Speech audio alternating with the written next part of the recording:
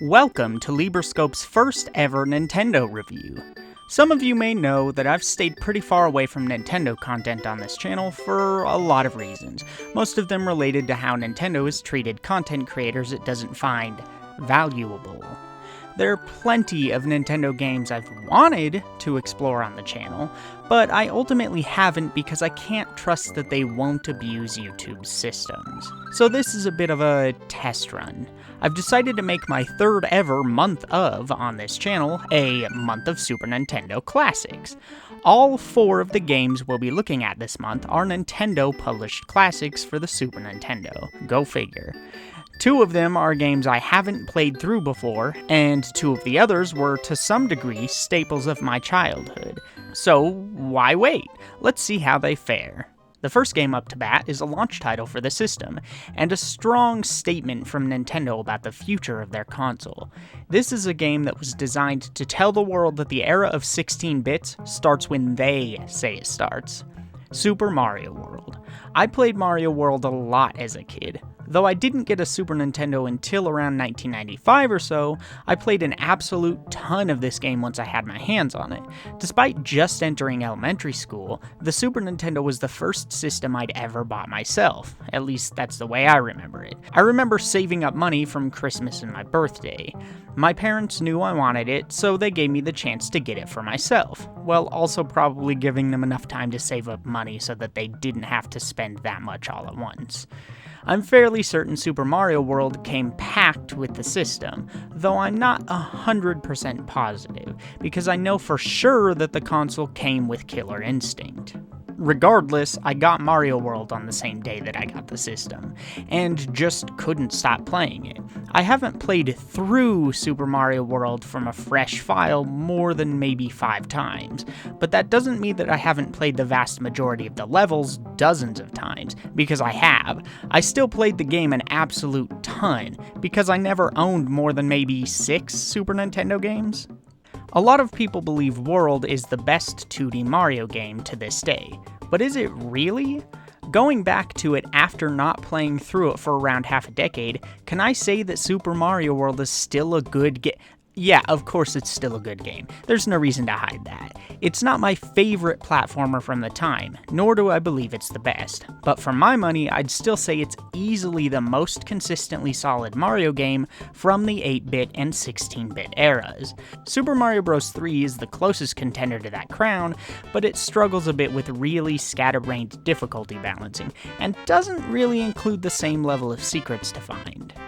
That's important, at least to me in particular, because the secrets really add a lot to Mario World, and that's realistically the thing that kept drawing me back into it. At the time, I didn't know levels with secret exits were denoted on the map by the different colored dots, so it felt like there could always be just something else that I hadn't found yet. And thankfully, secrets and secret exits aren't hidden in cheap ways in this game. The majority of them are hidden in ways that ask for astute observation and skilled platforming. Nintendo played with your expectations a lot in these stages when hiding secrets, rather than just asking you to hit every block and duck on every pipe, as was more common in the previous titles. They could have easily just done something like hide a secret exit behind a wall of blocks you could break or something, but instead, most of the secrets ask you to push the mechanics further than usual, and to question why some of the level design elements might break a pattern you've seen show up regularly by that point. It honestly reminds me a lot of the secrets you can find in the second and third Crash Bandicoot games. And the great thing is, the mechanics themselves feel pretty fantastic, so it's worth actually finding the plethora of secrets. Movement and abilities in Mario World don't provide the depth of something like Sonic mechanics, nor are they as elegant in their design, but they're still incredibly polished and diverse. There's no fat here, and movement feels good down to the absolute most basic level. Mario's jump arc is smooth, and his air control is sharp. His acceleration and deceleration fit the design of the levels well, and make him feel weighty but responsive. His alternative spin jump is a powerful alternative that can break blocks or keep you safe from otherwise lethal hazards, and the choice of Powerups does a great job of adding to Mario's basic movement in meaningful ways. instead of just replacing them with a gimmick. A lot of the more useless or iterative power-ups from Mario 3 have been axed to create a leaner, more focused experience. Actually, only the Superstar, Super Mushroom, and Fire Flower made the cut. The newcomers to World consist of the rideable dinosaur, Yoshi, and the Cape Feather. Both of them offer the player a decent amount of options for tackling challenges, whether it's the ability to leap off of Yoshi for a free extra jump, eat enemies, or swallow Koopa shells to offer different alterations to Yoshi's core control. There are also a few different colors of Yoshi that allow the player to double up on these alterations, and whenever you get hit while riding Yoshi, Mario gets some brief invincibility and doesn't lose his current power-up or die. If you can catch Yoshi and land back on him, you've literally lost nothing in the encounter either, meaning Yoshi is extremely powerful. That might lead you to think the Cape Feather simply can't compete, but in fact, a lot of people think it's the most powerful power-up Mario has ever seen. And for good reason, too. This power-up allows Mario to descend slowly, fly upwards using a mechanic that mimics P-speed from Mario 3, maintain and even increase that height using the cape as a makeshift glider, dive bomb into the ground to defeat enemies, and you can even use it to damage boost without losing the power-up, giving you a nice chunk of invincibility frames. Where Yoshi places a few restrictions on Mario's movement options and can therefore sometimes be worth leaving behind, the Cape Feather is purely additive in every sense, making it extremely versatile and always worth keeping at least in backup. That's right, Mario can now store a single extra power-up at all times, which the player can call upon at any time with the select button. This affords you even more versatility, adding some genuine choice to the player's options, which was previously hamstrung by the fact that levels were usually a one-and-done affair. Speaking of the level design complements Mario well, and despite the strength of some of the power-ups like the Cape Feather, it's rare that a normal player can completely break a level. Nintendo was mostly aware of the power of this ability, so sometimes levels don't give a casual player quite enough runway to gain enough speed to fly across everything. Others might have ceilings, or even ceilings made of spikes which straight up physically limit you. Some have complicated and tight sections that wouldn't benefit from flight anyway, but at the same time, the power-ups never really feel detrimental. They're always a net positive because the player can always find a use for Yoshi's damage boosting, or the cape's slow fall and spin attack. Mario World is also surprisingly long, and through finding secrets you can come across a plethora of extra levels on top of the usual ones. Granted, I don't think it's near as long as Mario 3, but it also doesn't drag like Mario 3 can. I haven't counted or anything, but it seems like there's significantly less levels in Mario World, but each level is generally longer, some of them by several times. Still, not all of the secrets in this game are great. In particular, the special levels can often be really cheaply designed. I don't think a lot of them complement Mario's options, but they're entirely optional levels, so I can only be bothered so much by it. As that should have already made clear, not everything in Mario World is perfect.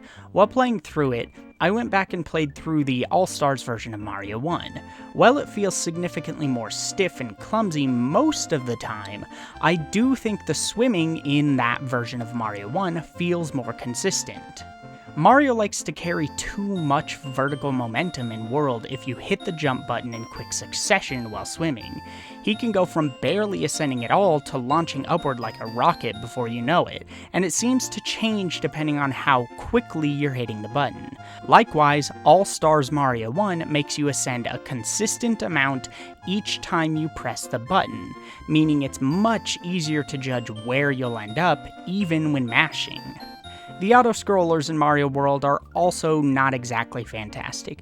Granted, auto-scrollers rarely are very great, period, but it's a bit of a shame that they couldn't have found some sort of solution that makes them more engaging, particularly upon failure and retry, which is usually the biggest issue with auto-scrolling stages, because you're expected to do everything again at the same slow pace.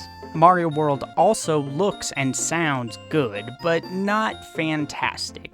Visually, it is a major step up from the NES games, of course, but it clearly still looks like an early 16-bit title. It doesn't hold a candle to games like Sonic 1, which released just half a year after the Japanese release of World.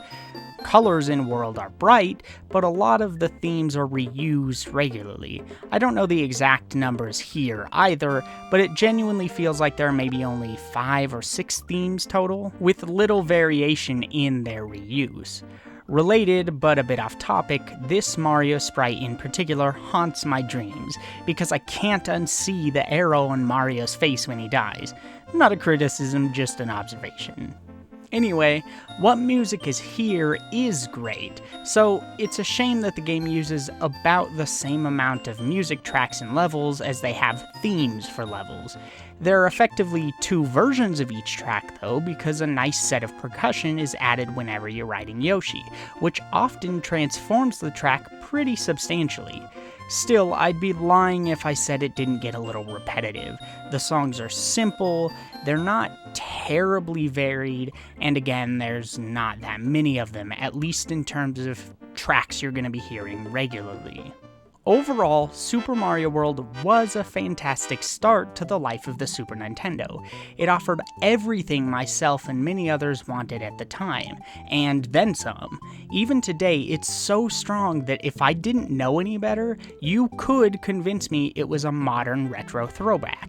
It's far from my favorite platformer, hence why I don't go back to it that often, largely due to the simplicity usually involved in the level design. But it's still very much worthy of the respect it still gets today. It's also a great start to this month of, because it represents the direction of the Super Nintendo so well. But will all of the games we look at over the next few weeks hold up just as well? Only time will tell.